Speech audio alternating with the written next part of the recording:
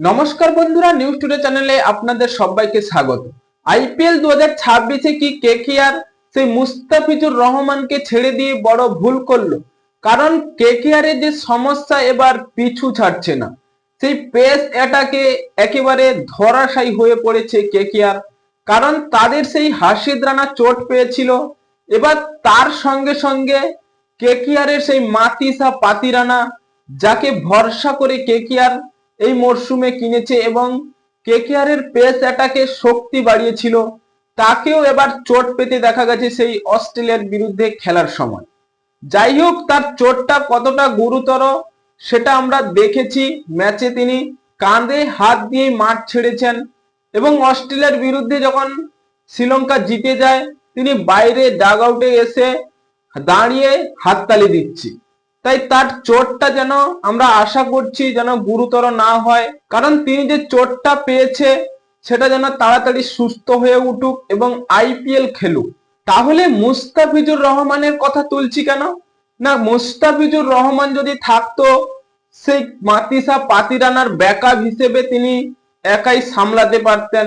তাহলে সেই সমস্যার সমাধান কি মুস্তাফিজুর করতো? হ্যাঁ বন্ধুরা, মুস্তাফিজুরকে ছেড়ে দিয়ে হয়তো কেকেআর সমস্যায় পড়েছে। তাই কেকেআর এ যদি এই পেস অ্যাটাকে হাসিদ রানা এবং মাতিসা পাতিরানা দ্রুত সুস্থ না হয়ে ওঠে, তাহলে তাদের ব্যাকআপ হিসেবে বৈভব আরোরা, উমরান মালিক এরা রয়েছে। তারা কি পারবে তাদের অভাব মেটাতে?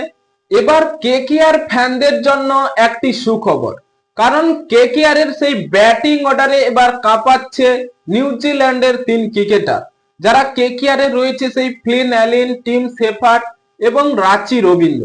এবার রাচি রবীন্দ্রর ফর্ম নিয়ে অনেকে আলোচনা করেছিল।